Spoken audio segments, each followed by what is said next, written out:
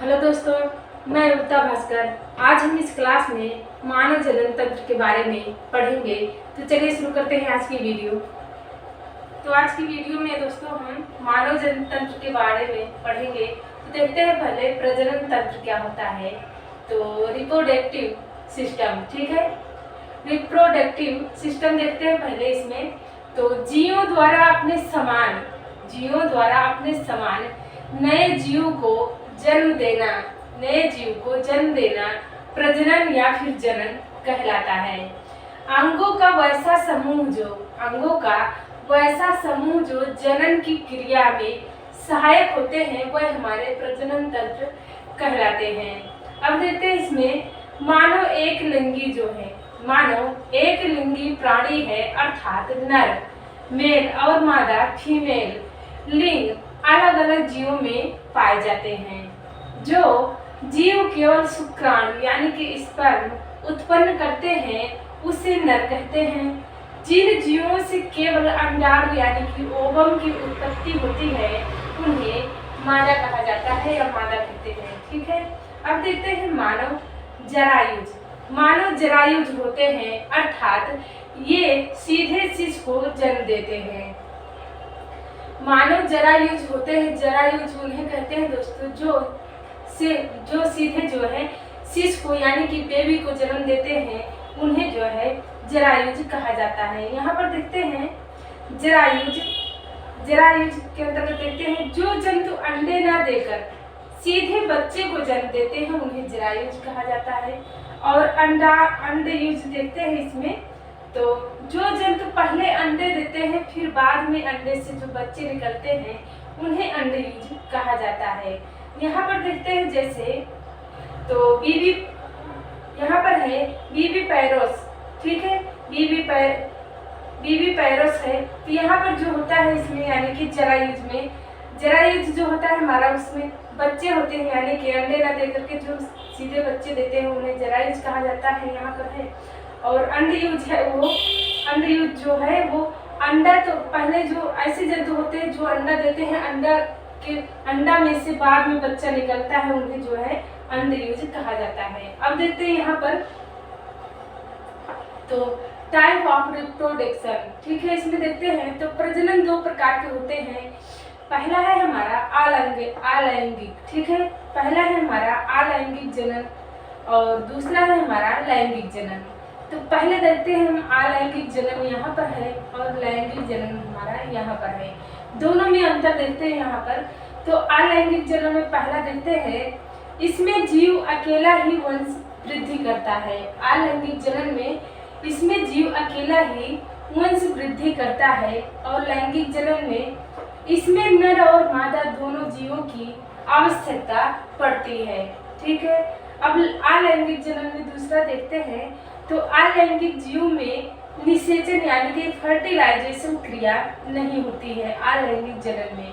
और वहीं लैंगिक जनन में दूसरा देखते हैं तो लैंगिक जनन निषेचन यानी कि फर्टिलाइजेशन क्रिया के बाद जीव बनना आरंभ करता है, यानी कि लैंगिक जनन में फर्टिलाइजेशन क्रिया होती है।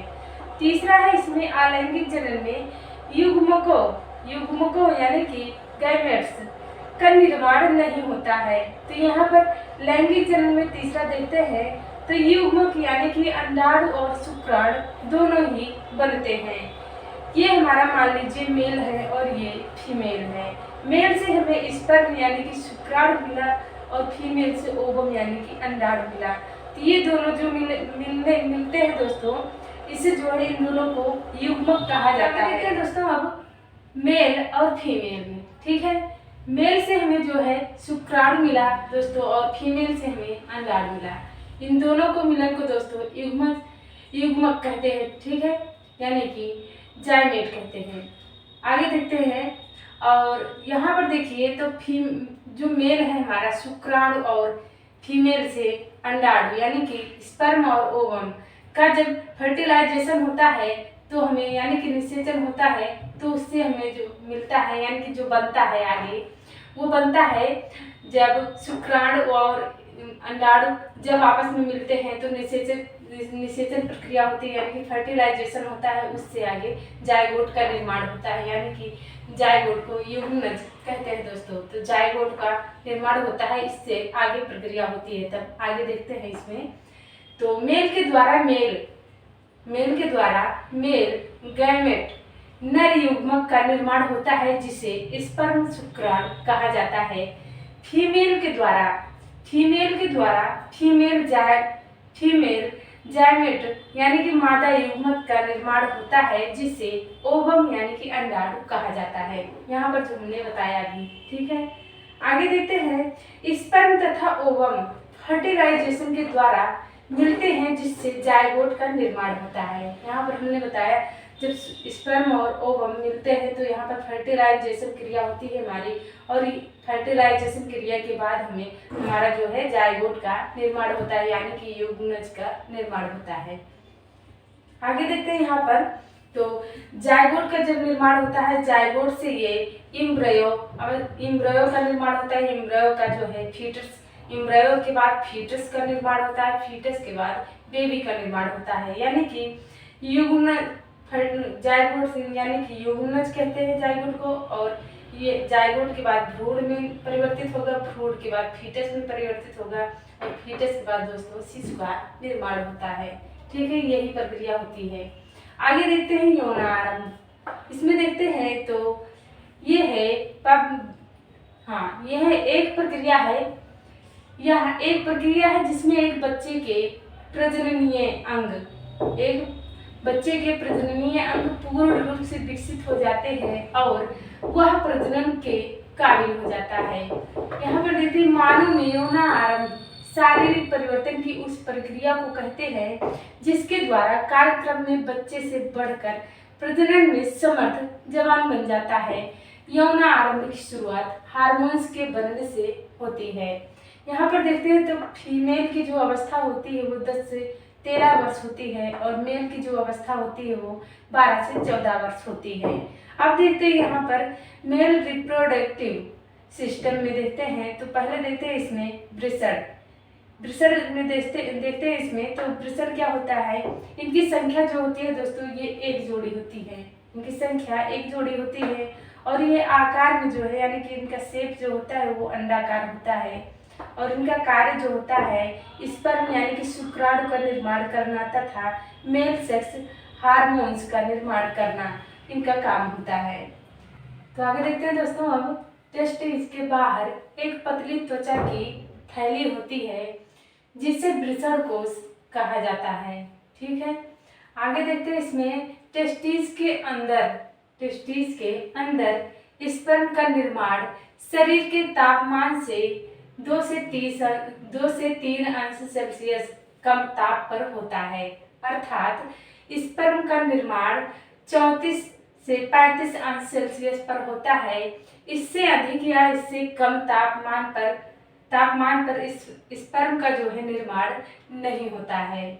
आगे देखते हैं अब वृषण कोश में देखते हैं तो स्क्रोटम की मदद से टेस्टिस के तापमान को नियंत्रित किया जाता है, ठीक है। आगे है, स्क्रोटम तापमान को नियंत्रित करने के लिए जाड़े के मौसम में सिकुड़कर छोटा हो जाता है, जिससे टेस्टिस शरीर के पास आ जाता है, जबकि गर्मी के मौसम में स्क्रोटम में प्रसार होने के कारण टेस्टिस शरीर से दूर चला जाता है और इस प्रकार तापमान को नियंत्रित करता है। आगे देखते हैं अब शुक्रजनन नलिका के अंतर्गत देखते हैं तो टेस्टिस आंतरिक रूप से कई खंडों में विभाजित होता है।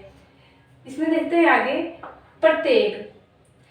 प्रत्येक लफ्ज में पतली नलिका संरचना पाई जाती है जिसे सेमनीफेरस और ट्यूबल्स कहा जाता है। इसमें देखते हैं सेमनीफेरस ट्यूबल्स के द्वारा स्पर्म शुक्राणु का निर्माण होता है तथा मेल सेक्स हार्मोन्स का भी निर्माण किया जाता है। इसलिए सेमनीफेरस ट्यूबल्स को टेस्टिस की इकाई कहा जाता है। अब देखते हैं अधिवृषण के अंतर्गत देखते हैं तो सभी सेमनीफेरस ट्यूबल्स आपस में मिलकर टेस्टिस बाहर एक घुमावदार गांठनुमा संरचना का निर्माण करता है, जिससे अधिवृषण कहा जाता है, जिसे अधिवृषण कहा जाता है। इसका काम शुक्राणुओं को परिपक्व करना होता है, यानी कि शुक्राणुओं को मैच्योर करना होता है। आगे देखते हैं शुक्रवाहिका। शुक्रवाहिका क्या है? ऐसी वाहिनी जो शुक्राणु यानी कि स्पर्म का वाहन करती है, उसे शुक्राणु वाहिनी कहते हैं, शुक्रवाहिनी कहते हैं उसे। तो आगे देखते हैं, यह शुक्राणुओं को शुक्राशय तक ले जाने का कार्य करती हैं। अब इसमें आगे है प्रोस्टेट ग्रंथि। प्रोस्टेट ग्रंथि में देखते हैं, यह ग्रंथि वीर्य के 20% भाग का निर्माण करती है। यह शुक्राणुओं का पोषण व सुरक्षा प्रदान करती है। आगे देखते हैं कॉपर्स ग्लैंड। इसके अंतर्गत देखते हैं, यह वीर्य स्खलन से पहले क्षारीय साफ रंगहीन चिकना म्यूकस ग्लाइकोप्रोटीन स्रावित करता है, जिससे मूत्र मार्ग चिकना हो जाता है तथा मूत्र मार्ग में पेशाब की बची बूंदों के वजह से जो अम्लता होती है तो उसको भी प्रभावहीन कर देता है, ताकि शुक्राणुओं को कोई हानि ना पहुंचे। ठीक है, अब देखते हैं यूरेथ्रा। इसके अंतर्गत देखते हैं कि यूरेथ्रा मूत्र मार्ग के माध्यम से यूरिन तथा सीमेन दोनों बाहर निकलते हैं। यहाँ पर देखते हैं सीस्टन। ठीक है, यह नर का बाह्य जननांग होता है जो शुक्राणुओं को मादा के शरीर में स्थानांतरित करने का कार्य करते हैं, और मूत्र का त्याग सीस्टन के द्वारा ही किया जाता है। आगे देखते हैं टेस्टोस्टेरोन। ठीक है, इसके अंतर्गत देखते हैं, यह मेल सेक्स हार्मोन्स है। पुरुषों के यौन और उनके विकास के लिए टेस्टोस्टेरोन को ही जिम्मेदार माना जाता है। आगे देखते हैं टेस्टोस्टेरोन पुरुषों में द्वितीयक सेक्सुअल कैरेक्टर को निर्धारित करता है। जैसे देखते हैं, पहला है यहाँ पर दाढ़ी मूंछ का निकलना, दूसरा है आवाज का भारी हो जाना, और तीसरा है सीने का ज्यादा चौड़ा होना, चौथा है भौतिक रूप से या शारीरिक रूप से ज्यादा ताकतवर होना। अब देखते हैं पुरुष नसबंदी। इसमें देखते हैं, आप जानते हैं कि वीर्य सीमेन में मौजूद शुक्राणु यानी कि स्पर्म महिला को गर्भ धारण करने वाली एक सेल्स होती है। यदि इस शुक्राणु को महिला के अंडे तक पहुंचने से रोक दिया जाता है। देखते हैं दोस्तों, अब तो महिला के गर्भ धारण को रोका जा सकता है। इस प्रक्रिया को एक छोटे से ऑपरेशन द्वारा संपन्न किया जा सकता है, जिसे वेसेक्टोमी या पुरुष नसबंदी कहा जाता है। इसमें स्पर्म को वीर्य का भाग बनने से रोक दिया जाता है। आगे है, इस क्रिया से पुरुषों की शुक्रवाहक नलिका अवरुद्ध कर दी जाती है, जिससे शुक्राणु वीर्य के साथ पुरुष लिंग तक नहीं पहुंच सके। आगे देखते हैं अब महत्वपूर्ण प्रश्न। किस सन में कौन सा क्वेश्चन दोस्तों पूछा गया था, देखते हैं।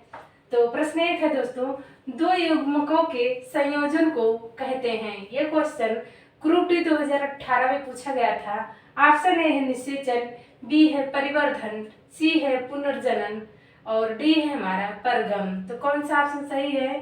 तो ऑप्शन हमारा इसमें ए सही है, निषेचन। अगला क्वेश्चन है, पुरुषों की नसबंदी को क्या कहा जाता है? ये क्वेश्चन दोस्तों SSC MTS 2018 में पूछा गया था। ऑप्शन ए है बाइसेक्टोमी, बी है ट्यूबेक्टोमी और सी है न्यूरेटोमी और डी है हमारा साइकेडेमी। तो कौन सा ऑप्शन इसमें सही है हमारा दोस्तों? तो ऑप्शन हमारा इसमें ए सही है। अगला क्वेश्चन है, निम्नलिखित में से क्या नर जनन तंत्र का भाग नहीं है? ऑप्शन ए है शिश्न, बी है ग्रीवा, सी है शुक्राणु वाहिनी और डी है वृषण। तो ऑप्शन हमारा जो सही है वो बी वाला सही है, ग्रीवा। अगला क्वेश्चन है, पुरुष प्रजनन प्रणाली में वृषण एक थैली के भीतर उदर गुहा के बाहर स्थित होते हैं, जिसे कहा जाता है। ये क्वेश्चन दोस्तों एसएससी सीजीएल 2017 में पूछा गया था। ऑप्शन ए है ग्रंथि, बी है वृषणकोश, सी है टेस्ट्यूलर लोब्यूल्स और डी है शुक्रजनक नलिकाएं। तो कौन सा ऑप्शन सही है हमारा? तो ऑप्शन हमारा इसमें बी सही है, वृषणकोश। अगला क्वेश्चन है, यहाँ पर देखते हैं, पुरुष प्रजनन अंग जो शुक्राणु पैदा करता है वह है। ये क्वेश्चन दोस्तों एमपी पुलिस 2016 में पूछा गया था। ऑप्शन ए है वीर नलिका, बी है हमारा ऑप्शन वृषण, सी है लिंग और डी है शुक्रवाहिका। तो ऑप्शन हमारा इसमें बी सही है, वृषण। अगला क्वेश्चन है, पुरुष प्रजनन तंत्र के उस अंग की पहचान कीजिए जो शुक्राणु और मूत्र दोनों के लिए एक ही मार्ग का निर्माण करता है। ये क्वेश्चन दोस्तों एनटीपीसी 2021 में पूछा गया था। ऑप्शन ए है गर्भाशय, बी है शुक्रवाहिका, सी है मूत्र मार्ग। तो ऑप्शन हमारा जो सही है दोस्तों ये सही है हमारा सी वाला ऑप्शन, मूत्र मार्ग। अगला है हमारा अगला क्वेश्चन, कौन सी सहायक जनन ग्रंथि केवल नर स्तनधारियों में पाई जाती है? ये क्वेश्चन दोस्तों एसएससी सीएचएसएल 2017 में पूछा गया था। ऑप्शन ए है ग्रेटर वेस्टिबुलर ग्रंथियां, बी है बार्थोलिन ग्रंथि और सी है प्रोस्टेट ग्रंथि और डी है हमारा पेरिनियल ग्रंथि।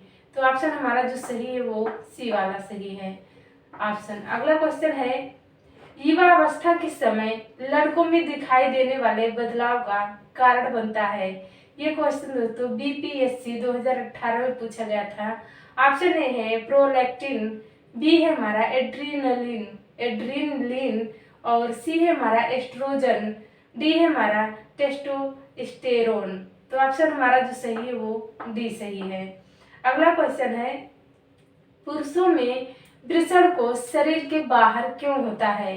ये क्वेश्चन दोस्तों यूपीपीएससी 2020 में पूछा गया था। ऑप्शन ए है इसका, ऑप्शन है डायरेक्ट हमने आंसर लिखा दोस्तों इसका। तो शुक्राणु निर्माण के लिए सामान्य शरीर के तापमान की तुलना में कम तापमान की आवश्यकता होती है। तो दोस्तों आज की वीडियो हमारी यहीं पर समाप्त हुई। आप लोगों को बहुत बहुत धन्यवाद।